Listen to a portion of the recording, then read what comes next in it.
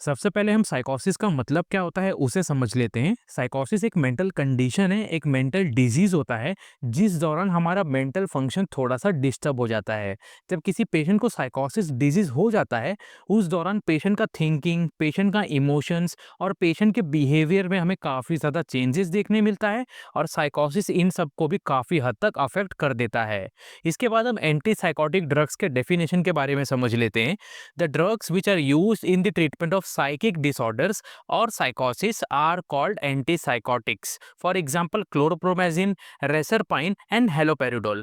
ऐसे ड्रग्स, ऐसे मेडिसिन जिनका इस्तेमाल साइकिक डिसऑर्डर्स या फिर साइकोसिस को ठीक करने के लिए किया जाता है, ऐसे ही ड्रग्स को हम एंटी साइकोटिक ड्रग्स बोलते हैं। और इसके मेन एग्जाम्पल्स होते हैं क्लोरप्रोमेजिन, रेसरपाइन एंड हेलोपेरिडोल। सो ये तो था introduction and definition of anti psychotic drugs. Hope आपको अच्छे तरीके से समझ गया होगा। इसके बाद हम classification of anti psychotic drugs के बारे में देख लेते हैं। अगर हम बात करें इसके क्लासिफिकेशन की, सो एंटी साइकोटिक ड्रग्स दो मेन पार्ट में क्लासिफाई होते हैं।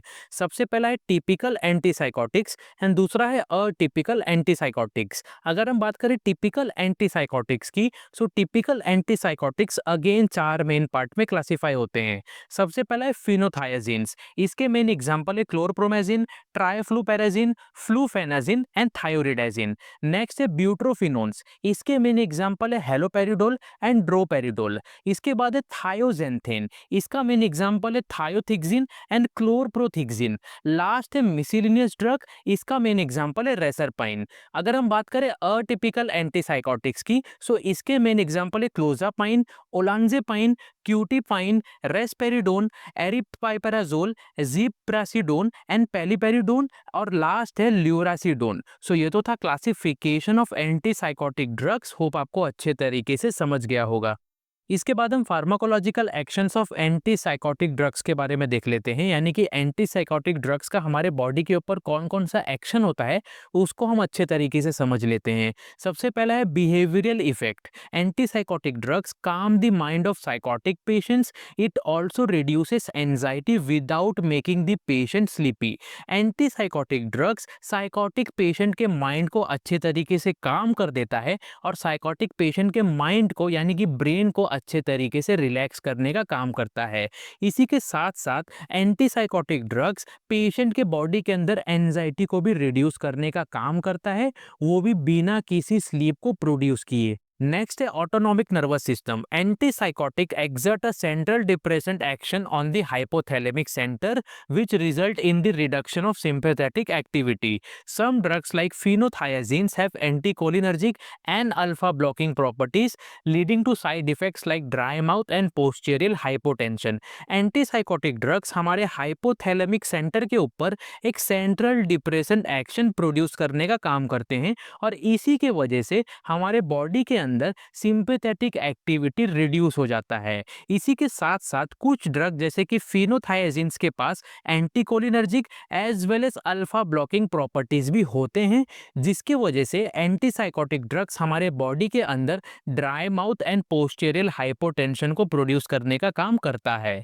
नेक्स्ट है cardiovascular system. Antipsychotics affect the cardiovascular system by causing low blood pressure which results in hypotension. They also produces vasodilation effect.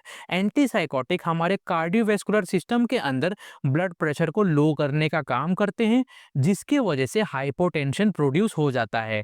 इसी के साथ साथ एंटीसाइकोटिक ड्रग्स हमारे कार्डियोवैस्कुलर सिस्टम के अंदर वैसोडाइलेशन इफेक्ट को भी प्रोड्यूस करते हैं। नेक्स्ट है anti emetic effect. Antipsychotic act as a powerful anti emetics by depressing the chemoreceptor trigger zone in medulla oblongata, preventing nausea and vomiting.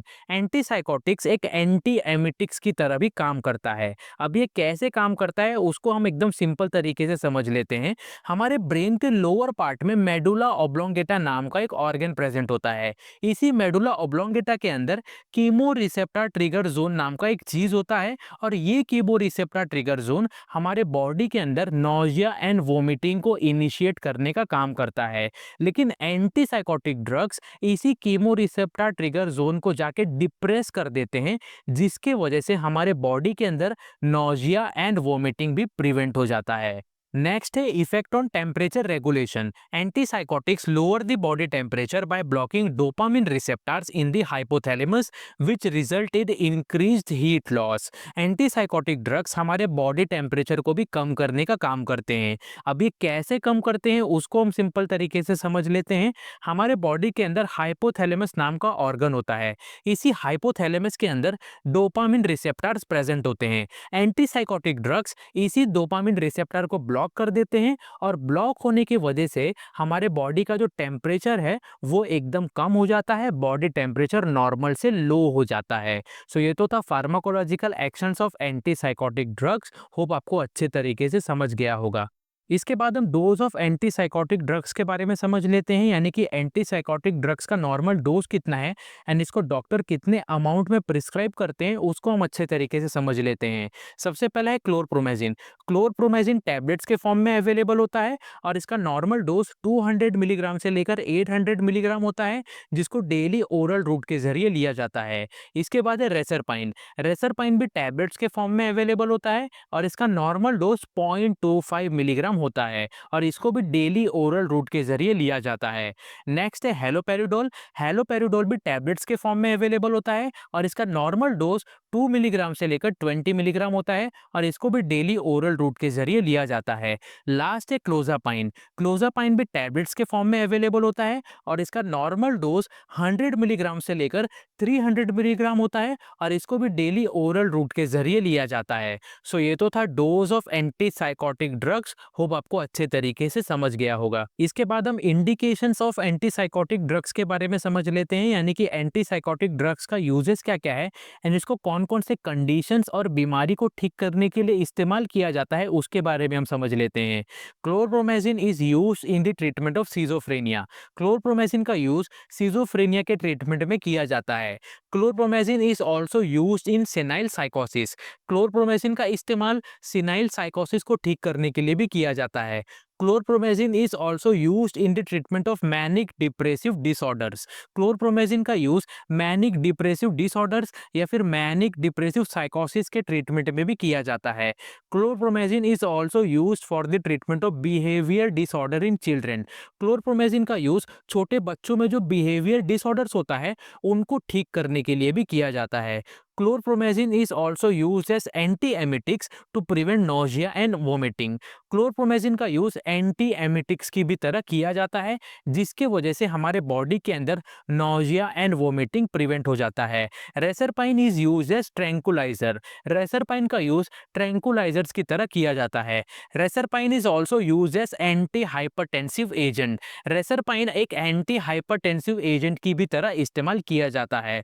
Reserpine is use in the treatment of snake bite. Reserpine का use snake bite के treatment में भी किया जाता है। Lithium is mainly use to treat manic episodes. Lithium का use manic episodes को ठीक करने के लिए किया जाता है। Lithium is also use in the treatment of bipolar disorder. Bipolar disorder को ठीक करने के लिए बायपोलर डिसऑर्डर के ट्रीटमेंट में लिथियम का इस्तेमाल किया जाता है। सो ये तो था इंडिकेशंस या फिर uses of antipsychotic drugs. Hope आपको अच्छे तरीके से समझ गया होगा। इसके बाद हम Contra indications of antipsychotic drugs के बारे में समझ लेते हैं, यानी कि कौन कौन सा ऐसा कंडीशन है, कौन कौन से ऐसे डिजीज होते हैं जिस दौरान एंटीसाइकोटिक ड्रग्स का यूज नहीं करना चाहिए। एंटीसाइकोटिक ड्रग्स कॉन्ट्रा इंडिकेटेड होते हैं। सबसे पहला है एलर्जिक रिएक्शन और hyper sensitivity reaction to drugs. अगर किसी पेशेंट को एलर्जिक रिएक्शन है या फिर अगर किसी पेशेंट को हाइपर सेंसिटिविटी रिएक्शन है एंटीसाइकोटिक ड्रग्स से, तो ऐसे कंडीशन में कभी भी एंटीसाइकोटिक ड्रग्स का यूज नहीं करना चाहिए। इसके बाद है बोन मैरो डिप्रेशन। अगर किसी पेशेंट को बोन मैरो डिप्रेशन है तो ऐसे कंडीशन में भी एंटीसाइकोटिक ड्रग्स का इस्तेमाल नहीं करना चाहिए। इसके बाद है फियोक्रोमोसाइटोमा। अगर किसी पेशेंट को फियोक्रोमोसाइटोमा डिजीज है तो ऐसे कंडीशन में भी एंटीसाइकोटिक ड्रग्स का इस्तेमाल नहीं करना चाहिए। इसके बाद है पार्किंसंस डिजीज। अगर किसी पेशेंट को पार्किंसंस डिजीज है तो ऐसे कंडीशन में भी एंटीसाइकोटिक ड्रग्स का इस्तेमाल नहीं करना चाहिए। इसके बाद है सीवियर कार्डियोवैस्कुलर डिजीज़। अगर किसी पेशेंट को कार्डियोवैस्कुलर डिजीज़ है, तो ऐसे कंडीशन में भी एंटीसाइकोटिक ड्रग्स का यूज़ नहीं करना चाहिए। इसके बाद है प्रेगनेंसी एंड लैक्टेशन। अगर कोई पेशेंट प्रेग्नेंट है या फिर कोई पेशेंट लैक्टेशन मोड में है, तो ऐसे कंडीशन में कभी भी एंटीसाइकोटिक ड्रग्स का इस्तेमाल नहीं करना चाहिए।